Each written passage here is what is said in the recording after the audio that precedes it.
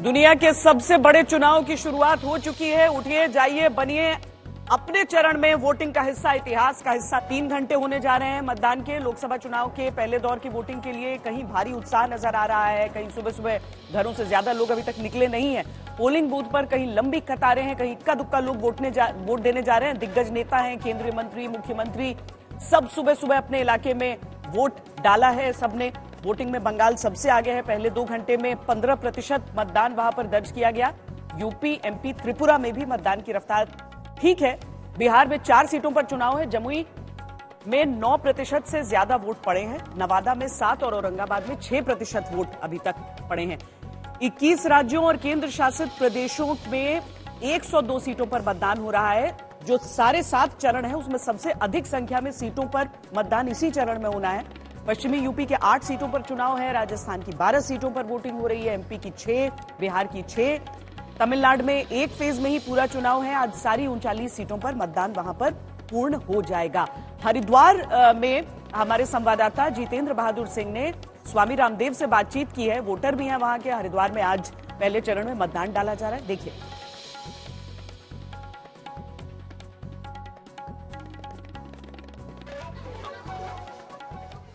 योग गुरु बाबा रामदेव इस वक्त हमारे साथ बातचीत करने के लिए मौजूद हैं। गुरुजी, आपने वोट डाला है, किन मुद्दों के आधार पर आज वोट डाला है आपने, और किस तरीके से आम जनता से अपील करेंगे कि ज्यादा से ज्यादा लोग निकलें, क्योंकि ये लोकतंत्र का महापर्व है? मैंने वोट डाला है भारत की एकता, अखंडता और संप्रभुता के लिए।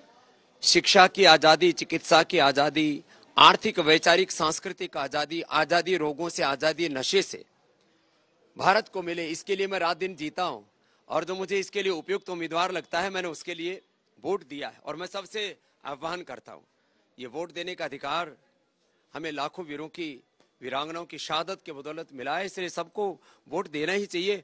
और हम तो सन्यासी हैं, जो संसारी लोग हैं, जिनको अपने बच्चों को की अच्छी शिक्षा, अच्छी चिकित्सा, उनके बच्चों का भविष्य, उनका कैरियर बनाना है। हमें एक ऐसा भारत बनाना है जिस भारत का प्रत्येक नागरिक अपने आप को भारतीय कहने में गौरव महसूस करे। जब मैं देखता हूं ब्रिटेन का या यूएस का कोई नागरिक, उसका जो पासपोर्ट होता है ना, उसकी एक वैल्यू होती है। वो दुनिया के करीब 100 से ज्यादा देशों में बिना वीजा के चला जाता है। अभी हमारा भारत यदि वैश्विक परिप्रेक्ष्य में देखें तो बहुत पीछे है। हमें एक ऐसा विकसित भारत बनाने के लिए, ऐसा समृद्ध भारत, एक शक्तिशाली, जो पूरे वर्ल्ड में अपनी खनक के साथ खड़ा हो, ऐसा भारत बनाने के लिए वोट जरूर करना चाहिए। और मैंने वोट किया है। विपक्षी पार्टियां कई तरीके के मुद्दे उठाती हैं। राम मंदिर के मुद्दे को लेकर के उनकी तरफ से कहा जा रहा है कि इस मुद्दे का राजनीतिकरण किया जा रहा है। सनातन को लेकर के भी उनकी तरफ से सवाल खड़े किए गए कई बार। देखिए, सनातन इस देश की आत्मा है। सनातन वो शाश्वत मूल्य है, वो जीवन के आदर्श हैं, वो सिद्धांत हैं, जिनको कभी कोई मिटा ना सका। जब अंग्रेज ना मिटा सके, हजारों साल तक मुगल ना मिटा सके, तो किसी भी पार्टी या व्यक्ति की औकात क्या है कि सनातन के शाश्वत मूल्यों को कोई खत्म कर देगा। तो इस चुनाव का मुद्दे सनातन भी है। इस चुनाव का जो मुद्दा है वो सनातन विरासत मूलक विकास भी है, संस्कृति मूलक समृद्धि भी है। और जो सनातन के विरोधी हैं वो इस देश पर राज कतई नहीं कर सकते। कुछ मुट्ठी भर लोग चुन के जरूर जा सकते हैं। लोकतंत्र में सबको अधिकार है। बीजेपी ने कहा कि 400 पार इस बार होगा, लेकिन राहुल गांधी कहते हैं कि 150 से ज्यादा क्रॉस ही नहीं कर सकते। तो इस तरीके की भी पॉलिटिक्स। देखिए, मैं आंकड़ों में तो नहीं जाऊंगा, लेकिन इतना जरूर कहूंगा कि इस देश के करीब 70 से 80% लोग बहुत जागरूक हो चुके हैं। आप उनको किसी भी प्रकार से भ्रमा नहीं सकते। अब अलग अलग प्रकार से जो पोलराइजेशन होता था, और कोई जातियों के नाम पर, कोई मजहबों के नाम पर इस देश में जो विभाजन होता था, वो ध्रुवीकरण और विभाजन से देश बाहर निकल चुका है। आप इस 102 सीटों के लिए मतदान हो रहा है 21 राज्यों में। इस बार किस तरीके की आप हवा देख रहे हैं, क्या माहौल देख रहे हैं? इस बार जितेंद्र भाई, अंडर करंट बहुत है। बहुत ज्यादा लोग सड़कों पर शोर शराबा नहीं कर रहे हैं। मैंने देखा है कि खामोशी से लोग वोट कर रहे हैं। मैंने जो खुशी है उसको थोड़ा अंदर छिपाए हुए है। और कुछ राष्ट्र विरोधी ताकतें भी हैं जो खामोशी से काम कर रही हैं। तो ये राष्ट्रवाद और एक अलग अलग प्रकार के मजहबी उन्माद, राजनीतिक उन्माद, बौद्धिक उन्माद, इसके बीच का एक संघर्ष है और इसमें राष्ट्रवाद जीतेगा। बिल्कुल, शुक्रिया आज तक से बातचीत करने के लिए। कैमरामैन अजय कुमार सिन्हा के साथ जितेंद्र सिंह, आज तक। तो लहर बनाम अंडर करंट, क्या इन चुनावों में इस समय कोई अंडर करंट है? ये मतदाता अपने मन में बेहतर जानते होंगे। उन्हीं लहरों या अंडर करंट को लेकर जाइए, वोट कीजिए। पश्चिमी उत्तर प्रदेश के हिस्से में 8 सीटें ऐसी हैं जहां पर आज वोट डाले जा रहे हैं। जाटलैंड है। अलग अलग नेता आज सुबह क्या कह रहे हैं, सुनिए। हाँ, ये तो सारी आ रही है, इनका आइडिया सबका है। यहाँ मैं लगातार आता रहता हूँ, जाता हूँ। ये पक्का मान लीजिए 8 की 8 सीट यहाँ से हम जीत के जाएंगे। पश्चिम की हवा चलेगी, पछुआ हवा बड़ी अच्छी हो, किसान के लिए बहुत लाभदायक होती है, कीड़े मकोड़े सब मर जाए। और जब पश्चिम से हवा चलती है, पूरा में जाते जाते आंधी बन जाती है। तो पश्चिम की हवा तो ये चलनी है, 8 की 8 सीटें हम जीतेंगे। ये जो 400 पार का नारा है, क्या वो पूरा हो जाएगा? उसकी शुरुआत क्या पश्चिम से होगी? जी, हमेशा पश्चिम ने साथ दिया भारतीय जनता पार्टी का। यहाँ का जो मिजाज है वो इसी तरह का है और हम एग्रेसिवली साथ देते हैं। यहीं से मैसेज जाएगा और 400 के आंकड़े को पार कराएगा। पर यहाँ जो है, यहाँ जनता जीत रही है, सत्ता हार रही है। यहाँ जनता जीतेगी, जीत चुकी, हम तो औपचारिकता बाकी है। आप कह रहे हो औपचारिकता बाकी है, लेकिन संजीव बालियान कह रहे हैं जो मार्जिन पिछली बार रह गया था वो तो अब जयंत हमारे साथ आ गए, तो इस बार तो 1 लाख से ऊपर के मार्जिन से वो चुनाव जीतेंगे। उन्हें राजनीतिक अनुभव कम है। एक चीज इस बार इस चुनाव में सबसे बड़ा मुद्दा क्या है? सम्मान, भ्रष्टाचार, बेरोजगारी, व्यापारियों का उत्पीड़न, ये ओल्ड पेंशन, ये मुद्दे हैं भाई। और बीजेपी बहुत अच्छे वोटों से जीतेगी इस चुनाव को यहाँ पे। अच्छा, आप एक बार सांसद पहले भी रह चुके हैं, पिछली बार आप नहीं बन पाए। इस बार क्या फैक्टर है जिसको आपको लगता है कि इस बार दोबारा आपके लिए फेवरेबल?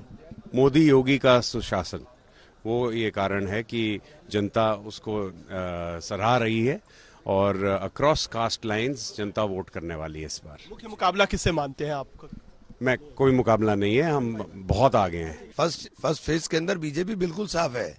फर्स्ट फेज में बीजेपी मुझे नजर नहीं आ रहा कि कोई सीट जीत पाएगी उत्तर प्रदेश के अंदर। फर्स्ट फेज में बहुत मजबूत स्थिति में हम। देखिए, जब आपको समाज के सभी वर्गों का समर्थन मिलता है तो आप समझ लीजिए कि आपका चुनाव बहुत मजबूत है। इस बार मुझे समाज के सभी वर्गों का समर्थन मिल रहा है। अच्छा, समर्थन कुछ होता है कि चुपचाप बोल कर दे दिया, साहब ठीक है जी, वोट दे रहे हैं, वोट दे भी देते हैं। लेकिन जब समर्थन आपको ढोल बजाकर मिलता है ना, और कंधों पर उठा के दौड़ा के मिलता है, तो आपकी जो है ना वो ताकत अंदर से आती है।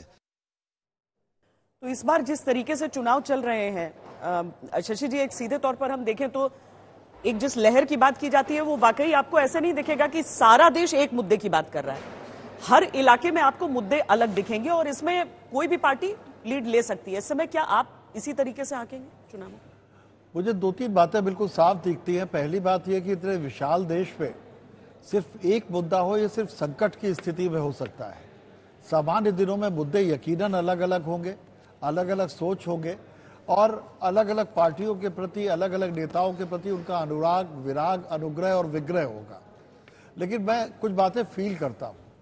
नॉर्थ और वेस्ट इंडिया में और ईस्ट इंडिया के कुछ हिस्सों में बिल्कुल साफ है कि मोदी बनाम अन्य की लड़ाई है। साउथ से जो खबरें आती है वो अभी भी थोड़ी अलग तरीके की है, क्योंकि वो लोग अलग तरह से सोचते हैं। पर ये चुनाव हमें, जो हम जिस हिस्से में रहते हैं वहां पर मोदी बनाम अदर्स है, और अदर्स को पब्लिक के सामने जो नैरेटिव गढ़ना चाहिए था वो भले ही ना गढ़ पाए हों, पर फिर भी जनता को मैं समझता हूं कि जनता अपने मुद्दे समझती है, अपने दुख दर्द, अपने सुख, अपनी भावभूति सब समझती है। तो ये चुनाव कई मायनों में दिलचस्प मुझे इसलिए आता है कि 10 वर्षों के शासन के बाद यदि मोदी जी जीतते हैं तो वो एक रिकॉर्ड बनाएंगे। नेहरू जी के अलावा कोई आज तक ये नहीं जीत सका था। दूसरी बात, अगर भारतीय जनता पार्टी अपने दम पर बहुमत लाती है तो ये बिल्कुल साफ तरीके से होगा कि इसे आप शायद नेहा कोई इशारा कर रही हैं। नेहा मुजफ्फरनगर से हमारे साथ हैं। जी नेहा, बताएं। श्वेता, हमारे साथ कपिल देव अग्रवाल जी मौजूद हैं, जो कि स्वतंत्र प्रभार राज्य मंत्री हैं। कपिल देव अग्रवाल जी, बालियान जी तो मजबूती से ये कह रहे हैं कि हमें सभी वर्गों का समर्थन हासिल है। इस बार जो प्रथम चरण का चुनाव है, इसमें पूरी तरीके से आपकी पार्टी की क्लीन स्वीप होने वाली है, ये उन्होंने दावा किया है। जी, संजीव बालियान जी ने भी कहा है, हम भी कह रहे हैं और बाकी सब लोग भी कह रहे हैं। वोटर बोल रहा है, वोटर का मानना ये है कि श्री नरेंद्र मोदी जी ने, आदरणीय मुख्यमंत्री योगी आदित्यनाथ जी ने जिस प्रकार से देश के और प्रदेश के अंदर सबके दिल जीतने का काम किया। देखिए, सरकार के प्रति विश्वसनीयता होती है। अब तक जो तत्कालीन सरकारें कभी हुआ करती थी, उनके प्रति जनता का विश्वास नहीं था। प्रधानमंत्री मोदी जी ने, मुख्यमंत्री योगी जी ने जनता के दिलों को जीतने का काम किया। मतलब आप मोदी जी के नाम पर ही चुनाव लड़ रहे हैं, यहाँ पर काम नहीं बोलेगा। संजीव बालियान जी तो 2 बार यहाँ से सांसद रह चुके हैं ना, तो अब तीसरी बार उन पर बात मैंने पूरी सुनी नहीं। अभी तो मैं एक ही लाइन बोली, मैंने शुरुआत तो पड़ोसी करूँ ना, जो बड़े हैं शुरुआत तो वहीं से होगी। संदेह तो बड़े नेताओं का ही होता है। तो मोदी जी ने, योगी जी ने इस बात से काम किया। मैंने कहा जनता के दिल जीतने का काम किया, आकांक्षा के अनुरूप काम किया। और अगर हमारे सांसद के रूप में बात करें, हम भी यहाँ पर विधायक मंत्री हैं। एक जिस प्रकार की जनता की भावनाएं थी, जो जनता की अपेक्षाएं थी, उन सब पर भी भरपूर काम मुजफ्फर के अंदर, मुजफ्फर लोकसभा के अंदर, इस जनपद के अंदर एक शानदार काम हुआ। कानून व्यवस्था का राज कायम हुआ। गुंडागर्दी का आलम यहाँ पर हुआ करता था, बेटियां घरों से निकल नहीं पाती थी। सड़कों का इंफ्रास्ट्रक्चर सब कुछ अच्छा हुआ है, कुछ भी ऐसा नहीं है जो अभी अधूरा काम बाकी रह गया। और अगर तीसरा मौका मिले संजीव बालियान जी को तो वो करेंगे। ये त्रिकोणीय मुकाबला देख रहे हैं या फिर आप जाट वर्सेस जाट की लड़ाई देख रहे हैं यहाँ पर? देखिए, मैं जाति का विषय नहीं है। मैं कह रही हूँ कि हरिंदर मलिक और संजीव बालियान की लड़ाई देख रहे हैं या फिर जो बीएसपी प्रत्याशी हैं वो भी उनको भी कंसिडर कर रहे हैं? जो भी प्रत्याशी होगा किसी की जाति का तो होगा ही, ये विषय नहीं है। विषय व्यक्ति के चयन का है, पार्टी के चयन का है, विचार के चयन का है। ये बात करते रहिए, लेकिन इस बीच प्रफुल्ल पटेल क्या कह रहे हैं वो हम सुन लेते हैं। Ways people present it. I can tell you one thing, the mood of the nation is for development. The mood of the nation is for Prime Minister Narendra Modi's leadership. Simple reason, all the schemes, what he has promised in the last 10 years, he has delivered. Country has become I would say, a vibrant nation. There will always be problems. You cannot say that all problems are sorted out. But the direction is to solve these problems and to overcome these. This is a big change, and you see the economy of the country, see the GDP of the country. We are, in a very short time, going to become the 3rd largest economy in the world. These are all very important milestones in the history of a nation. And we need to support anything, any derailment at this stage will cost the country. कई बार तो याद नहीं आता है कि किस party में है आजकल। आधिकारिक भाषा देख के मुझे 2013 का इनका एक भाषण याद आ गया। शब्द लगभग यही थे। उस समय ये मनमोहन सिंह जी की मिनिस्ट्री में मिनिस्टर हुआ करते थे। आज नेता बदला है, शब्द वही है उनके। ये बेहतर होता है बनिस्बत इसके कि आप याद करें कि मैं किस पार्टी में और किसकी तरफ से बोलना है, वरना तो आजकल मंचों से जुबान फिसलने लगी है उस हिसाब से। नहीं, बिल्कुल। देखिए, मेरा मानना है कि जो ये नेता लोग होते हैं ज्यादातर तो सच नहीं बोलते हैं, क्योंकि उनको सच अगर बोलेंगे तो शायद उनकी पार्टी उनको बाहर कर देगी या फिर वो चुनाव हार जाएंगे। हकीकत ये होती है, और ये हमारी राजनीति की एक बहुत बड़ी विडंबना भी है उस लिहाज से। अगर आप देखिए, अब प्रफुल्ल पटेल की बात आप कर रही हैं। प्रफुल्ल पटेल को कांग्रेस पार्टी या शरद पवार का इतना करीबी माना जाता था कि एक तरीके से शरद पवार की परछाई माने जाते थे। लेकिन अगर शरद पवार अगर दिक्कत में है, परेशानी में है, तो आप उनका साथ छोड़कर आप चले जाते हैं अजीत पवार के साथ और बीजेपी के साथ आप खड़े हो जाते हैं। और इस वजह से नहीं क्योंकि आपकी विचारधारा में कोई बदलाव है, बल्कि इस वजह से क्योंकि आपको लगता है कि अगर मैं शरद पवार के साथ रहूंगा तो मुझे जेल जाना पड़ सकता है। अगर जेल जाना पड़ सकता है, ये आपका एक प्रतिबद्धता है पार्टी बदलने का, तो उसका मतलब ये कि आपने विचारधारा के स्तर पर कोई समझौता किया है। ये शरद पवार की कोई विचारधारा है आशुतोष जी? नहीं, देखिए, शरद पवार की एक विचारधारा तो है, इसमें कोई दो राय नहीं कि शरद पवार, कम से कम आप उनको कम्युनल नहीं बोल सकते। पॉलिटिक्स में अपॉर्चुनिज्म एक चीज होती है। उनका अलाइनमेंट हो सकता है कुछ लोगों से, लेकिन वो कम्युनल नहीं। कम्युनल बिल्कुल नहीं, इसमें तो कोई दो राय नहीं।